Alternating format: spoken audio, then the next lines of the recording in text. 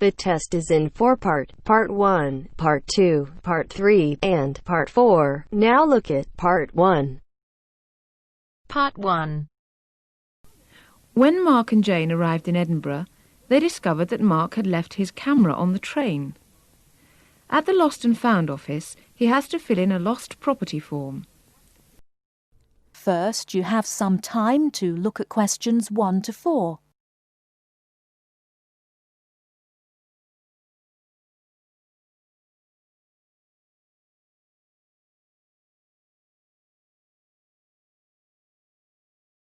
Now we shall begin.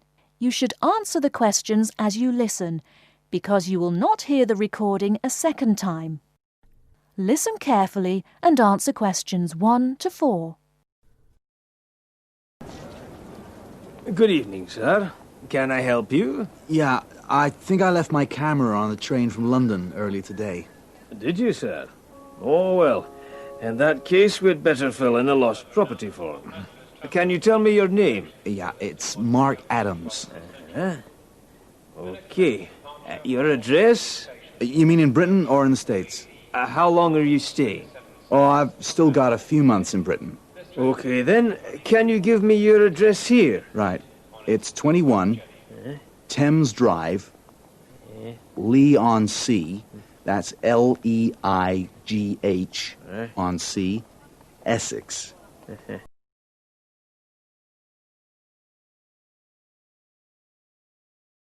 Before you hear the rest of the conversation, you have some time to look at questions 5 to 10.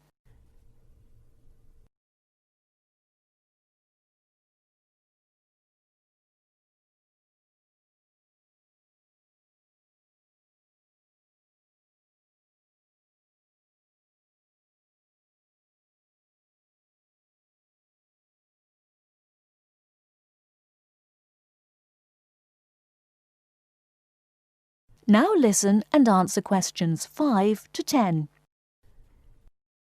Do you want the phone number? Yes, I'd better have that. Okay, 0702 35211. Thanks. And you say it was a camera. What make and model? It's a Ricoh. Ricoh. How do you spell that? Ricoh. Okay, got that. Now, you say it was the London train. What time did it arrive in Edinburgh? At 4:55 this afternoon. Exactly on time. Well then, if we find it, sir, shall we phone you? No, I think I'll drop in the day after tomorrow to check up. Right you are, sir. We'll do our best.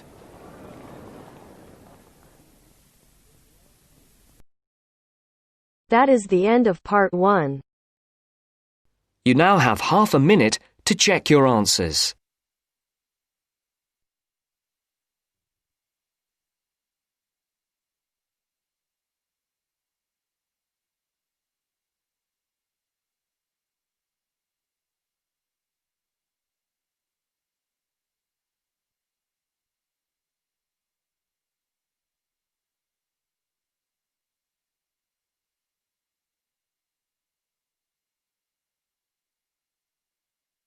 Now turns to Part 2.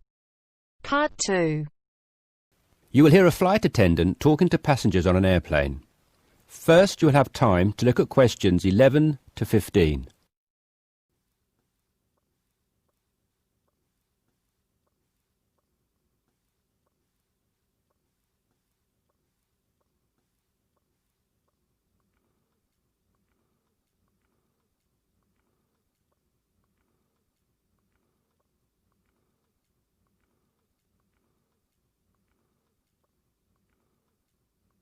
Now listen carefully and answer questions 11 to 15. Good morning, everyone. I hope you all slept soundly overnight. I'm pleased to confirm that our flight is running on schedule and we expect to arrive in Christchurch at 8 a.m. local time. That's about 50 minutes from now.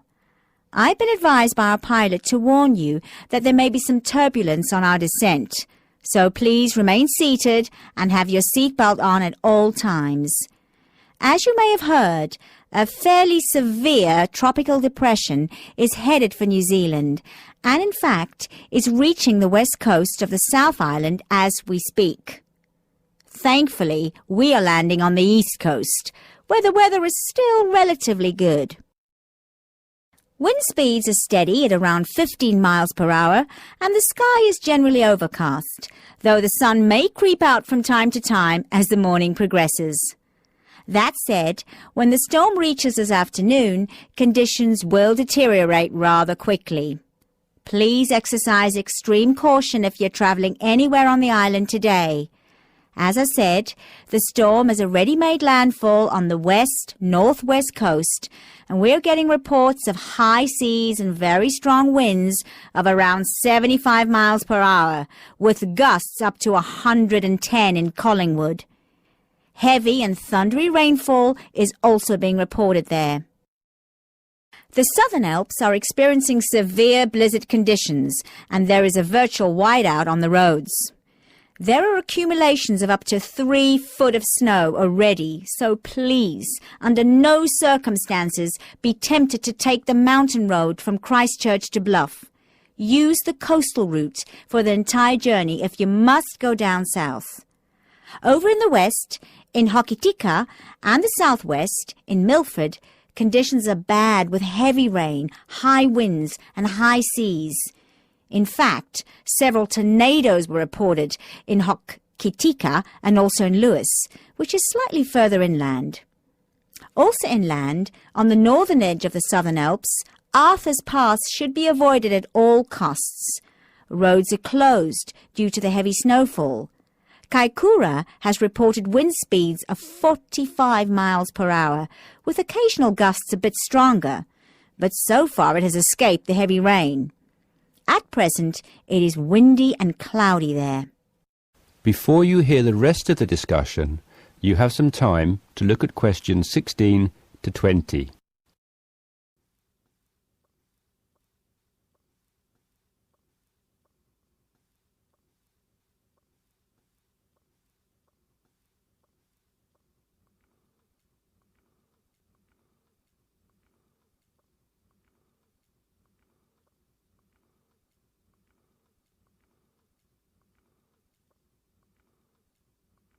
Now listen and answer questions 16 to 20.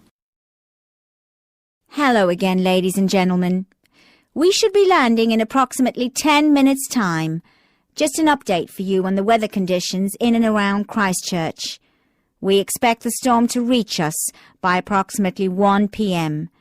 Town officials are closing all roads out of town as conditions are simply going to be too dangerous, with the risk of falling trees and flying debris too high. Roads will have officially been closed for 30 minutes by the time we land at 8 a.m.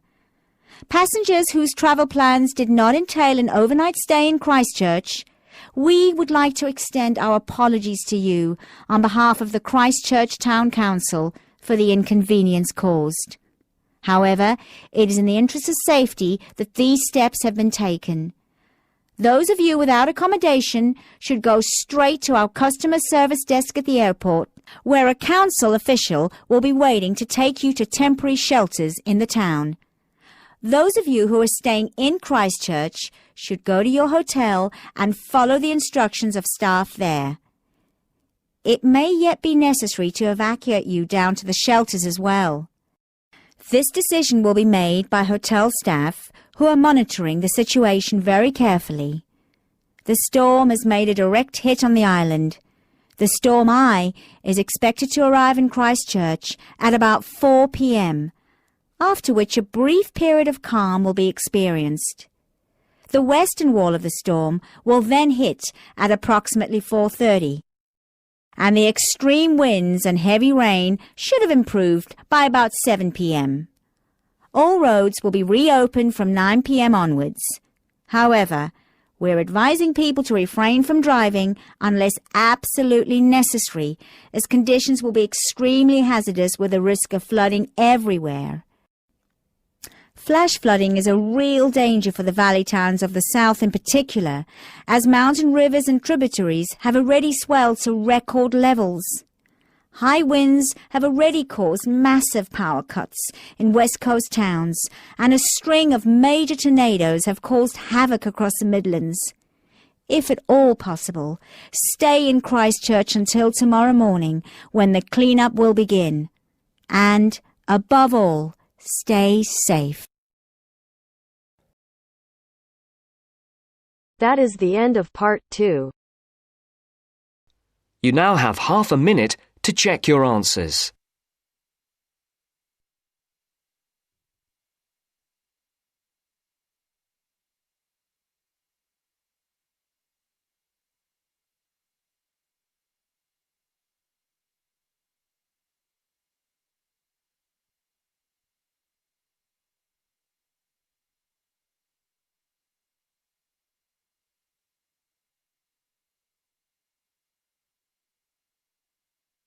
Now turns to part 3.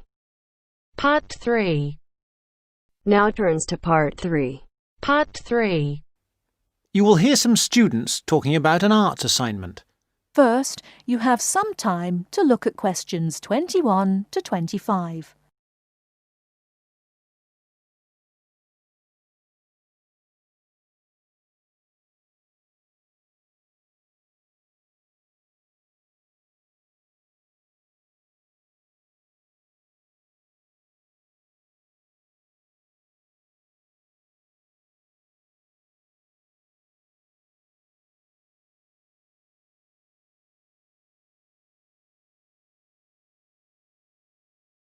Now listen carefully and answer questions 21 to 25.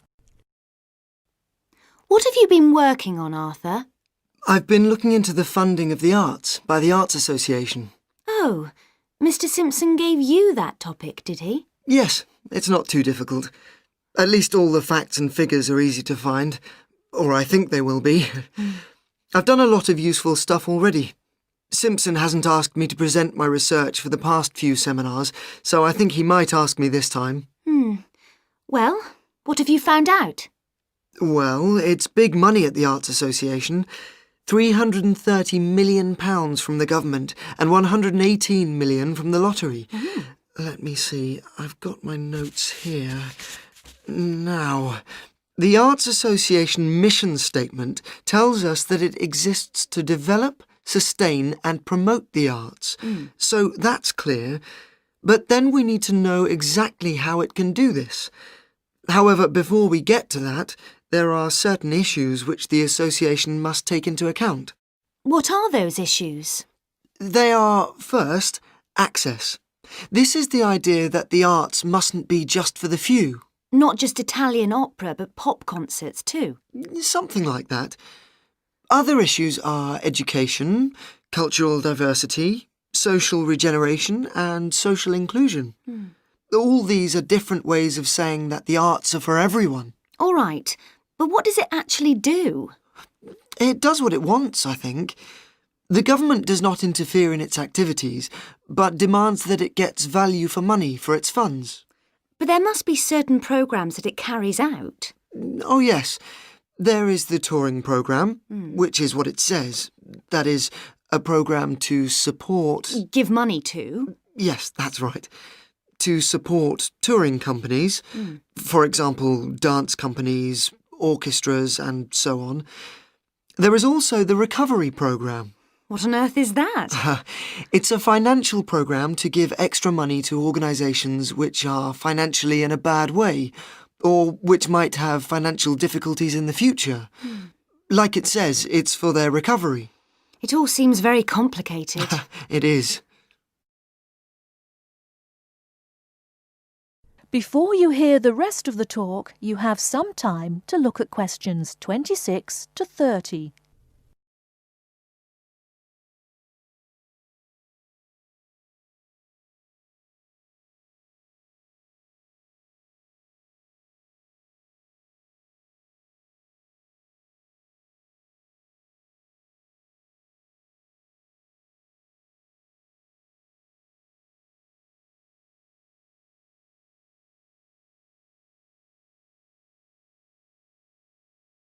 Now listen and answer questions 26 to 30. Did you get any information on the reading for the other half of our work? Yes, I did. You mean the Art and Society module? Yes. Yes.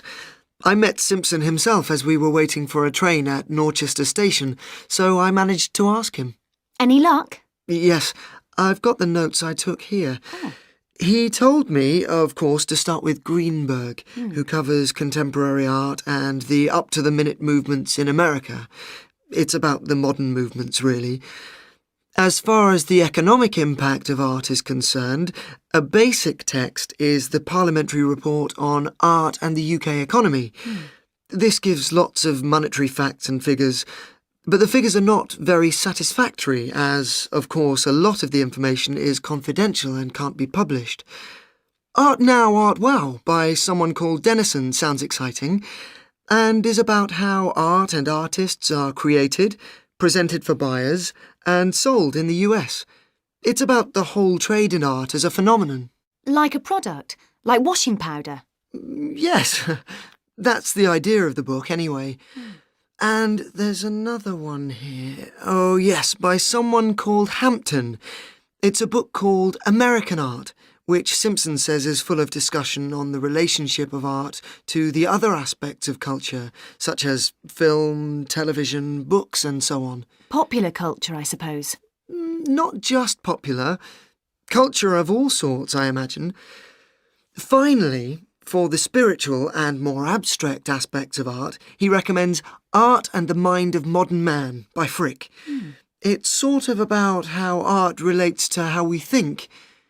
He did have lots of other recommendations, but luckily his train arrived before he could move on to them. These seem enough to me. Yes, they're a good place to start. We will be busy. That is the end of part 3. You now have half a minute to check your answers.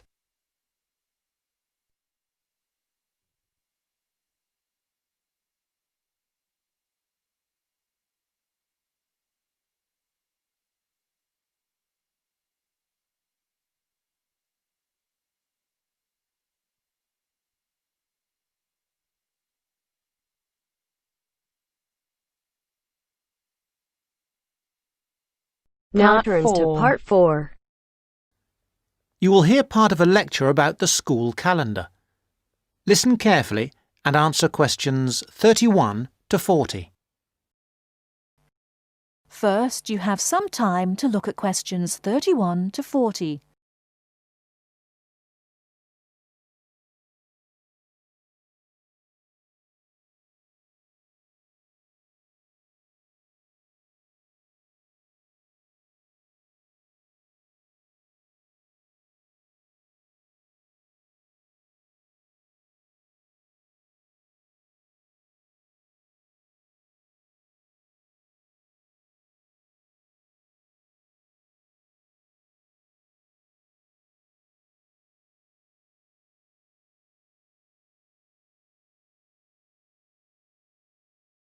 Now listen carefully and answer questions 31 to 40.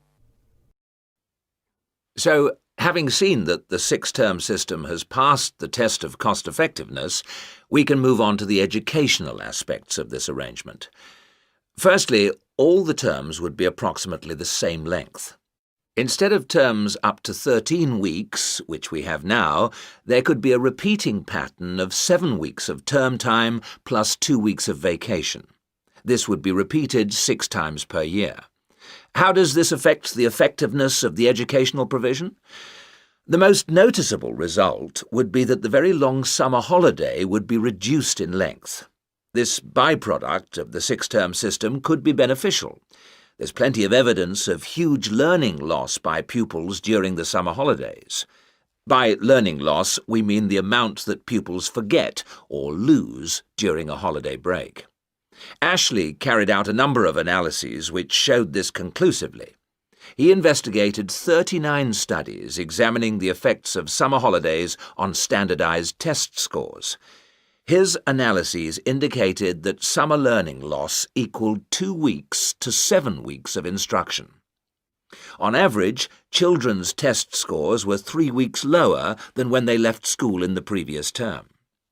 He also found differences in the learning loss effect according to subject. The subjects he analysed were reading, writing and maths, and he found that the effect was greatest in maths and reading.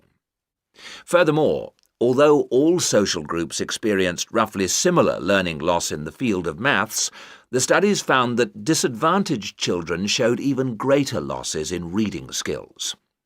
So, the problem of learning loss in traditional schools is clear. However, the results of studies into the six-term system and learning loss are ambiguous. Marchmont found that pupils in six-term schools maintained their test scores after the shorter holiday period. This is certainly an improvement on the traditional system where, as we have seen, pupils perform worse after the summer break. Benson, however, found no differences between those in traditional schools and on the six-term schedule. It would seem reasonable that if long holidays result in learning loss, then shorter holidays should result in less learning loss. So we await the outcome of further studies. Historically, of course, everyone knows the reason for our system of 3 terms per year. In days when agriculture was of much greater importance in our working lives, it was essential that the children helped with the harvest. Later on, this changed, and more people moved into the towns. But then there was a new problem. Before air conditioning, it was very impractical to try to teach children in the summer months. Nowadays, that's no longer a barrier. One way of providing something different is the summer school. Here, there is a completely different kind of educational provision. Cooper and others investigated 93 summer schools and the results they achieved. They all had a positive effect on learning. Most summer schools, of course, have small classes, and class size was shown to have a positive effect. Additionally, summer school children usually benefit from a great deal of parental support, not least because payment of fees is involved, and this, as so often, was shown to produce very good outcomes. Results were most impressive, in maths in general. That is the end of part 4. You now have half a minute to check your answers.